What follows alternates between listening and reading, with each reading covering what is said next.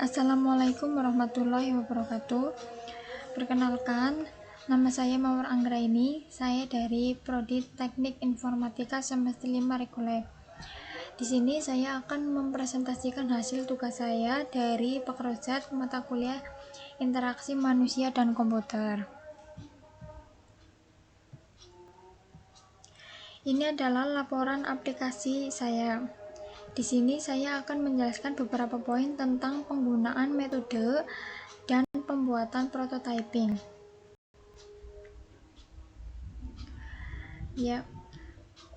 Pengertian metode waterfall adalah suatu proses perangkat lunak yang berurutan dipandang sebagai terus mengalir ke bawah seperti air terjun melewati fase-fase seperti perencanaan, permodelan, implementasi, dan pengujian.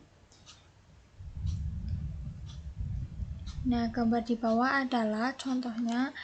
Yang pertama, analisa kebutuhan, terus desain sistem ke bawah, penulisan kode program, pengujian program, serta penerapan program. Terus juga ada sistem atau rekayasa informasi, ada beberapa tahap. Yang pertama analisis, kedua desain, ketiga pengkodean, dan keempat pengujian. Tahap-tahap mode waterfall. Yang pertama ada requirement gathering and analysis. Yang kedua ada desain, yang ketiga ada implementasi, integration testing, verifikasi, operation maintenance. Terus juga ada kelebihan waterfall. Kelebihannya yaitu diantara lain simple, mudah untuk mengelola karena modelnya yang sederhana, cocok untuk proyek di skala kecil. Terus juga ada kelemahan atau kerugian. Kerugian dari waterfall model tersebut adalah aplikasi yang dihasilkan cenderung lama karena step-step tidak dapat dilengkap. Yang kedua ada risiko yang tinggi karena proses yang terlalu lama. Yang ketiga tidak cocok untuk proyek yang terlalu kompleks dan object oriented project. Yang keempat tidak cocok untuk proyek jangka lama dan untuk proyek yang sedang berjalan.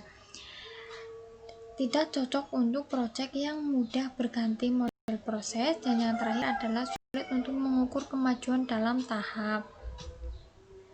Proses pembuatan prototyping. Pengertian dari metode prototype merupakan salah satu metode dalam pengembangan perangkat lunak. Metode ini merupakan suatu paradigma baru dalam pembuatan atau pengembangan perangkat lunak. Metode ini adalah evolusi dalam dunia pengembangan atau pembuatan perangkat lunak. Metode ini juga merevolusi metode pengembangan atau pembuatan perangkat lunak yang lama, yaitu sistem sekuensial yang biasa dikenal dengan metode waterfall. Terus juga ada tahapan-tahapan metode prototyping. Yang pertama, pengumpulan kebutuhan klien dan pengembangan bersama-sama.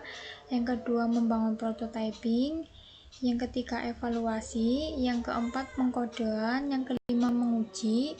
Yang keenam, evaluasi. Dan yang ketujuh, menggunakan sistem. Kelebihan metode prototyping: menghemat waktu, penentuan kebutuhan lebih mudah, klien berpartisipasi aktif dalam pengembangan sistem, komunikasi yang baik, pengembang dapat lebih mudah dalam menentukan kebutuhan pelanggan. Adapun kekurangan metode prototype yaitu proses perencanaan dan analisis terlalu singkat.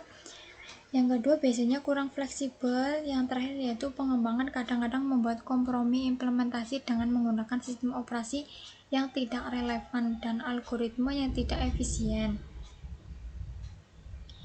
Ini adalah contoh prototype yang saya buat menggunakan kertas.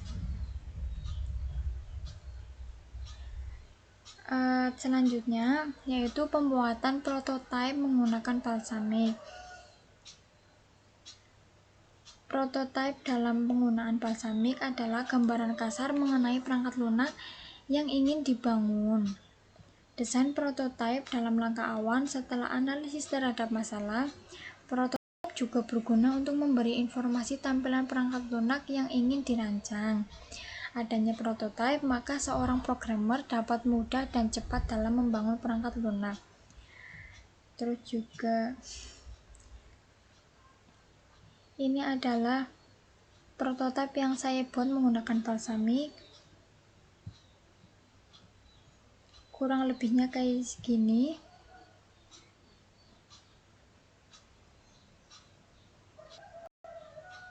Kurang lebihnya seperti ini yang saya buat. Terus yang kedua yaitu menggunakan metode Adobe XD. Adobe XD itu sendiri yaitu antarmuka yang sangat sederhana namun efisien, sebuah gaya yang diwarisi dari aplikasi sejenis dalam package Creative Cloud. Program ini menyediakan sarana untuk prototipe untuk berbagai platform seperti web, mobile, tablet, dan lainnya. Tampilan Adobe yang memungkinkan perancang untuk menghubungkan antara artboards dan menentukan hubungan antar mereka melalui interaksi.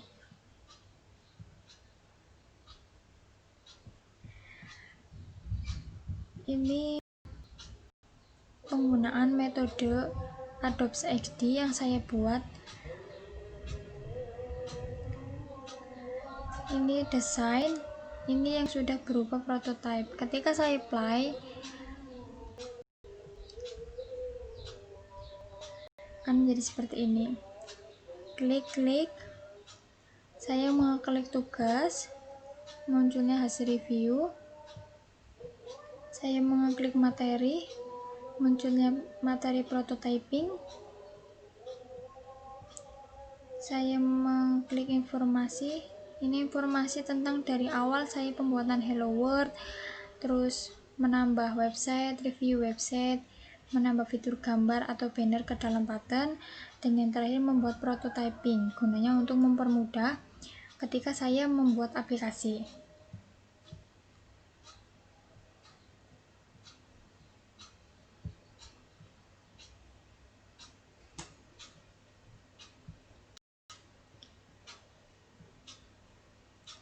Ini ada sedikit penjelasan tentang pendayagunaan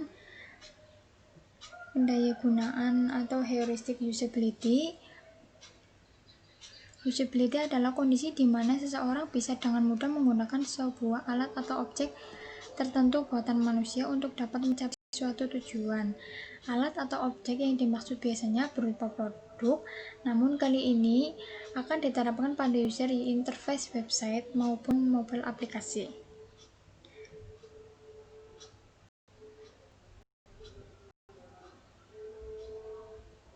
Adapun kombinasi warna yang saya gunakan, aspek-aspek dalam pemakaian warna ada aspek psikologis, aspek perseptual, dan juga aspek kognitif. Kurang lebih seperti itu presentasi yang saya buat kali ini. Mohon maaf sekiranya ada kekurangan.